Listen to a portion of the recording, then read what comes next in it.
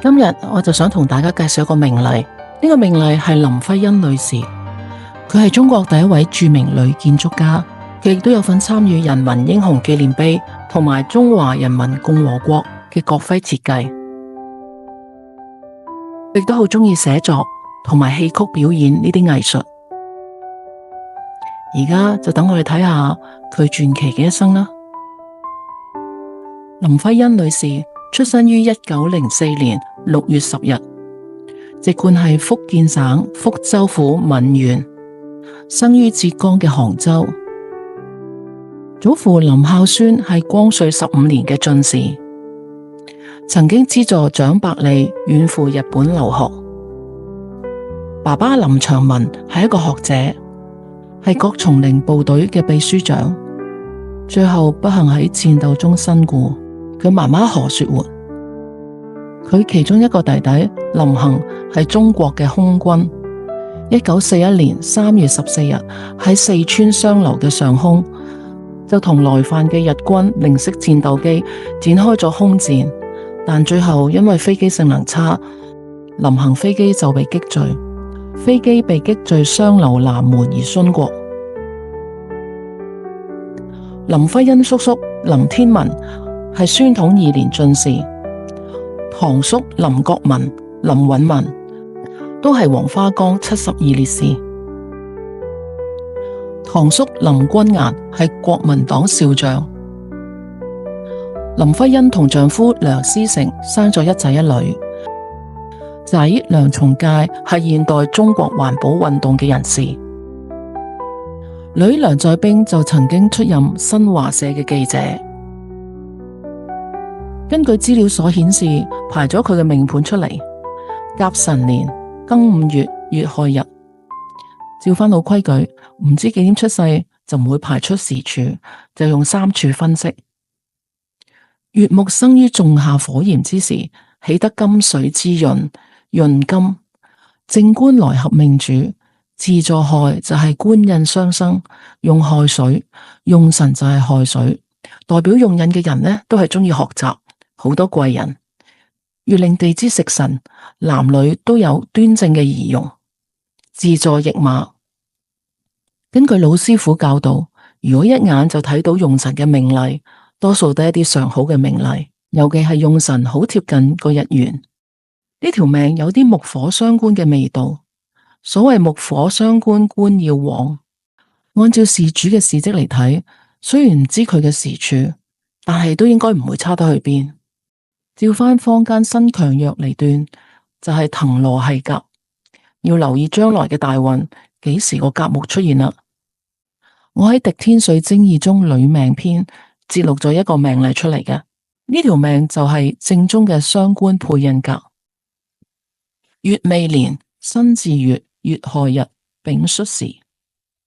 喺書裏邊雖然寥寥4行嘅字，亦都交代咗佢呢條命嘅獨特性格同生平，但我覺得呢條命例好似同林徽因女士嘅命例有異曲同工之妙。一樣日元係月木，就用亥水，一樣係夏天出世嘅，大家可以比對一下。如果有興趣嘅話，就可以去徐樂吳先生所著作嘅《滴天髓精義女命篇》，揾剛才介紹嗰條命例。大家就可以入去了解下。我哋又睇下少女時代嘅林徽因嘅際遇。佢喺1916年培華女子中學讀書，1920年佢就同父親林長民一齊遠赴倫敦生活，亦都開始對建築感到興趣。喺1924年，佢就同丈夫梁思成一齊遠赴美國賓夕法尼亞大學學習建築，但係當時嘅建築系呢係唔收女生嘅。林徽因唯有改讀美術系，但之後佢選修建築系所有嘅課程，佢嘅成績都優於其他大多數嘅同班男生。我哋就睇下佢嘅命例分析。喺12歲戊辰運，辰為水庫，代表佢嘅貴人同埋學習機會源源不絕。佢自己亦都自坐驛馬，乙木命就已經代表佢本身嘅驛馬運好強，兼且驛馬帶印。喺1920年庚申年就同父親一齊去到英國生活。民國雖然已經比較清朝開放，但係當時身為女性，佢嘅家庭出身又有能力去供養佢出國學習，相信已經寥寥可數。亦都相信佢嘅父親驛馬運好強，而且見多識廣。直至去到丁卯運呢10年期間，究竟發生咩事呢？我哋都參考咗啲資料。1925年，佢同聞一多、梁實秋、梁思成等人籌建咗一個中華戲劇改進社，佢自己亦都有參加演出，交流戲劇藝術。1927年2月，佢就喺美術學學士學位畢業，之後就得到大學嘅建築設計嘅助教職位。1928年，佢就同梁思成喺加拿大結婚。蜜月旅行期間，兩夫婦就考察咗歐洲好多建築。返到中國之後呢，又一齊考察咗好多中國古代建築。致力於中國建築事業嘅同時，佢自己亦都好喜愛文學藝術，創作詩歌、小說、散文、話劇、劇本等好多嘅著作。當時嘅人都稱佢為才女。佢同詩人徐志摩、作家沈從文、學者金岳霖都有着深厚嘅友誼。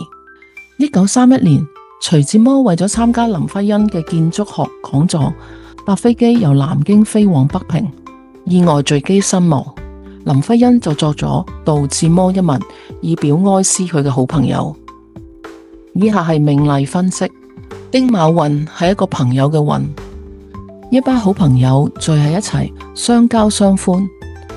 1927年丁卯運，丁卯年畢業，代表一班好出色嘅人一齊畢業。結婚之後又返到中國，致力喺中國建築事業以及文學藝術創作，就同好多出色嘅詩人、作家、學者都有深厚嘅友誼。如果甲係佢嘅朋友嘅話，亦都係佢嘅兄弟嘅話，如果天干甲庚丁建齊一套，都係一班好出色嘅人。呢啲係關乎甲木嘅喜忌。直至丙寅運，正值日本侵華嘅期間，就喺1937年至1945年9月9日，呢段期間又叫全面戰爭，歷時8年2個月。去睇下原局，丙寅運明顯火氣加強咗啦。好彩依然有土泄咗呢個火氣。命主雖然平安無礙，但已經痛失咗好多親人。有時我就會諗，呢條命如果發生喺今時今日嘅社會，有咩事發生呢？我曾經亦都懷疑過，佢同之前《滴天髓女命篇》嘅命主一樣，係戌時出世嘅。直至1946年，林徽因就係依照丈夫梁思成嘅建議，成立一個清華大學建築系，梁思成就擔任咗系嘅主任，林徽因亦都參與創辦嘅工作。1949年，北平被中國共產黨接管嘅前夕，林徽因同丈夫梁思成就曾經遠赴西班牙，同中共高層商談，確保北京嘅古城嘅建築物完全不受戰火波及。得到中國共產黨中央委員會嘅支持，最後北平地區以和平方式接手。之後林徽因受聘為北京清華大學建築系嘅教授。同年9月，中華人民共和國第一屆中國人民政治協商會會議召開，林徽因獲選為中華人民共和國國徽設計組嘅成員，帶領清華大學設計組提出大孔玉璧同埋5星、齒輪、嘉禾、國明組成嘅國徽草案。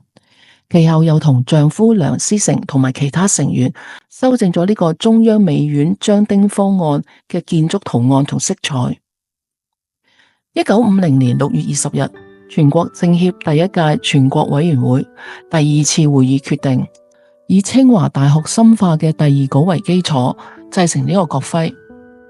喺呢段期間，林徽因設計咗八寶山革命公墓主體嘅建築格局。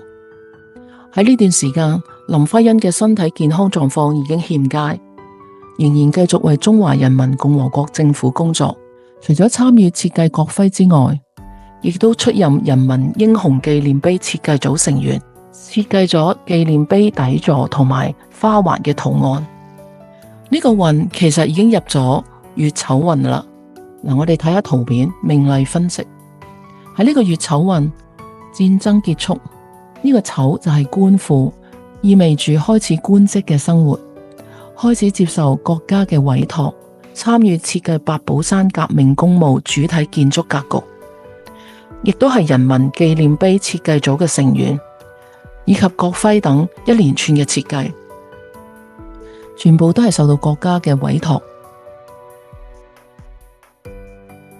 丑亥暗拱子，但係丑始終係財，財係可以破印、用神印，幾時發作就要留意火土重嘅流年啦。林徽因喺1955年4月1號因肺結核久治不愈，就病逝於同仁醫院。4月3號，林徽因嘅追悼會喺北京市金魚胡同賢良寺舉行，多位親朋好友出席佢嘅追悼會。佢嘅遺體火化之後，安葬喺北京八寶山革命公墓。丈夫梁思成親自為佢設計咗個墓碑，有佢為人民英雄紀念碑設計嘅花環刻樣。佢個墓都喺八寶山革命公墓被祭數最多嘅。命例分析，喺呢個甲子運乙未年，都係時辰不詳，就係局中數出嘅變化。就係呢一年未土克用神，呢個月亥卯未強木入局，午未合，天干大運見甲，庚金劈甲，引出啲咩呢？引出嘅東西刻到啲咩呢？聰明嘅你都應該已經明白啦。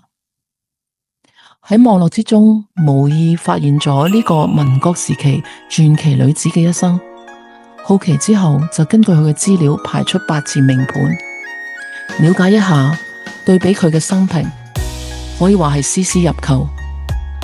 雖然我對佢嘅所知仍然好少，但係總算初步認識到佢傳奇嘅一生。